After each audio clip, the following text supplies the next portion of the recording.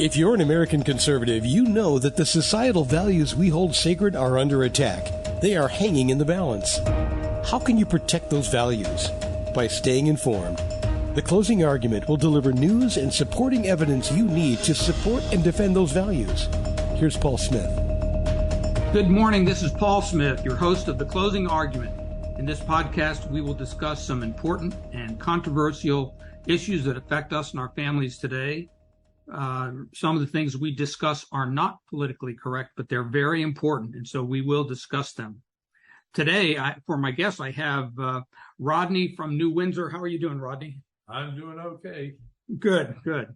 So today we're going to talk about the 80-year-old grandma from Washington State who is kicked out of the YMCA.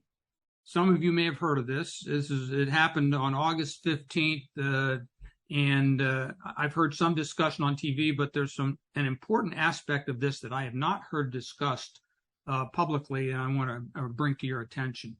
So again, the story here is in a YMCA in Washington. Let's see, what town was that in? I don't remember. It was Port Townsend, Washington. An 80-year-old woman, Julie Jamin, was in the dressing room, the women's dressing room at this YMCA, and she saw a man looking at some girls who were taking their bathing suits off, and she didn't think that was appropriate, and went up to the man and actually she asked him, "Are you a man?" And he said it was none of her business, and she told him to get out of here right now. Now, the guy was an employee of the YMCA, and he was a transgender. And the result of this was Grandma was kicked out from the YMCA, apparently forever. And I'm guessing that's fine with her. I don't think she wants to be back. She was trying to defend these girls from this man. It appeared to be a man that was peering at them, and that she just was not comfortable with that in a restroom, in a dressing room.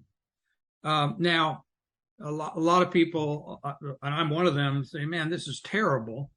But frankly, this is an issue that we're going to see more of, and I want to explain something here. Now, I saw it discussed on TV, but I didn't hear this one part of it mentioned that I'm going to explain to you right now, and that is this. In the year 2000, the Supreme Court decided the case of Bostock versus Clayton County, Georgia.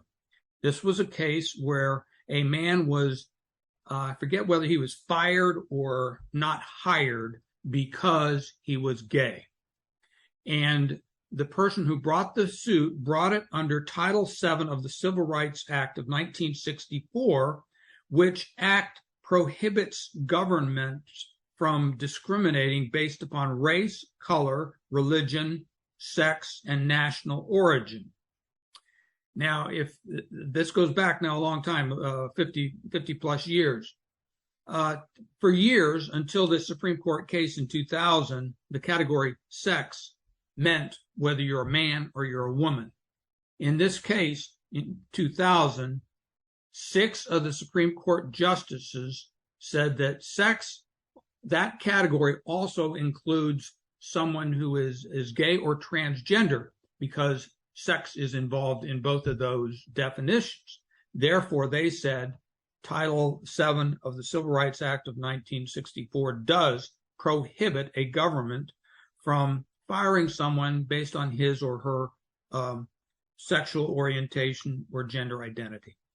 The justices who voted in favor of this ruling were the 4 liberals actually at that time, plus Justice Roberts and Justice Gorsuch. The conservatives who dissented were Judge Alito, Judge Thomas, and Judge Kavanaugh.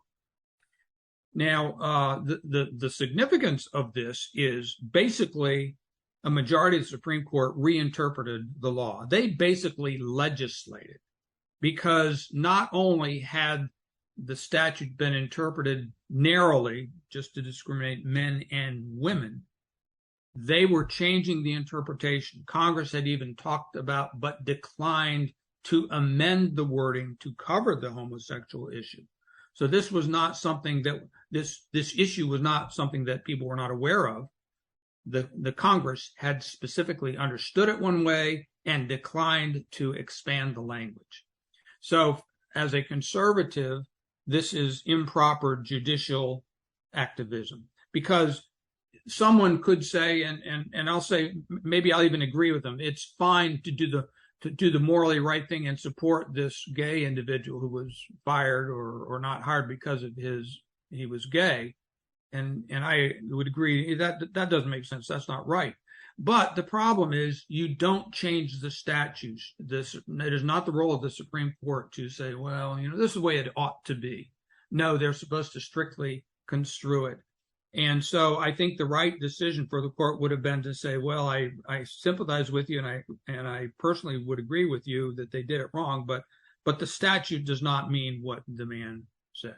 So, well, what were you going to say? I don't think I would change the statute, but I could see where he might be due some damages, because I would assume any employer, I don't know anymore because I've been retired, but I know when we worked, we had standards of conduct for let's say for everybody. There was no sexual harassment in the workplace, either gay or heterosexual, because that would be considered improper conduct, and you could be terminated from employment if you violated those standards of conduct.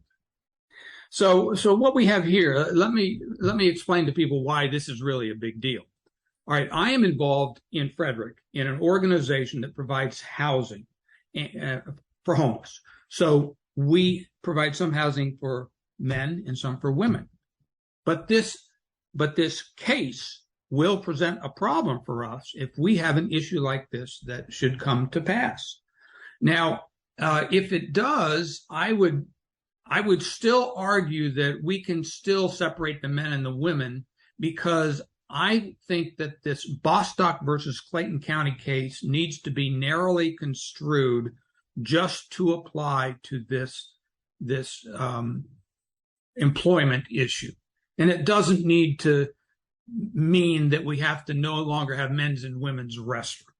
I don't think the Bostock and Clayton case was intended to do that.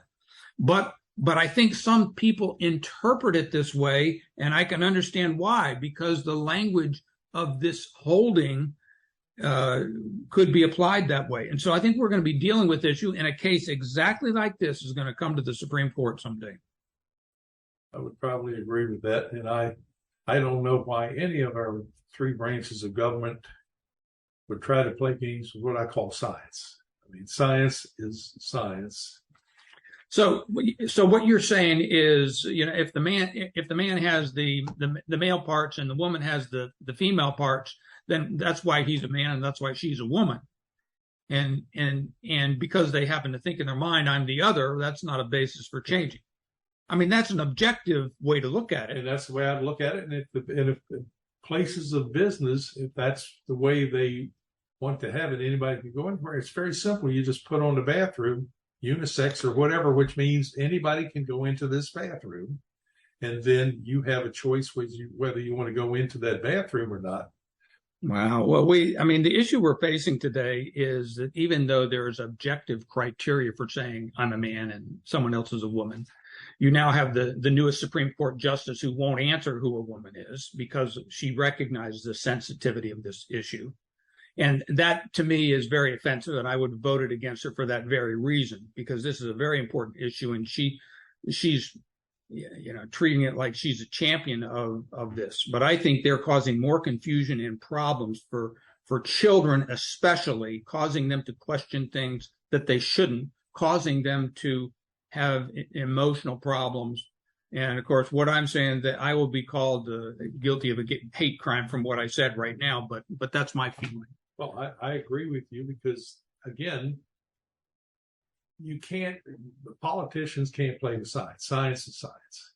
You can't say this is because we legislate it makes it right. You can't legislate climate change. You can't legislate many things. To women, I don't care what they think their gender is. If they've got female apparatus,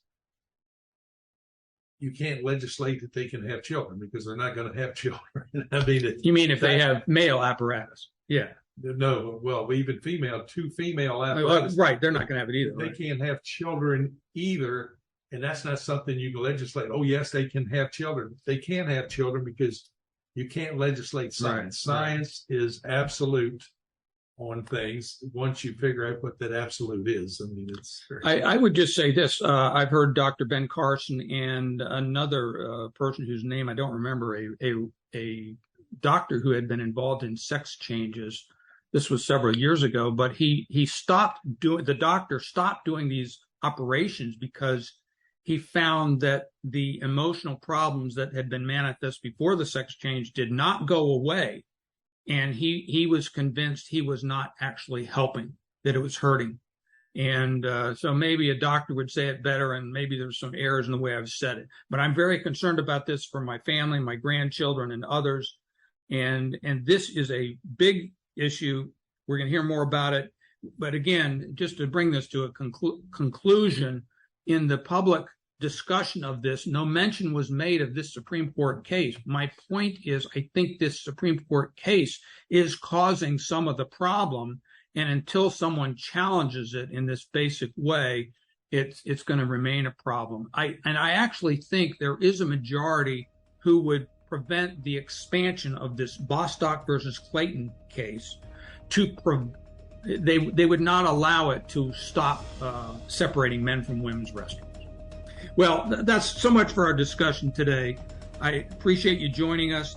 Remember, the liberties we enjoy in America can be maintained only when its citizens are moral and informed participants in the democratic processes. The closing argument helps you do this. I invite you to visit my website at cpaulsmith.com. We'll see you next time. This is Paul Smith.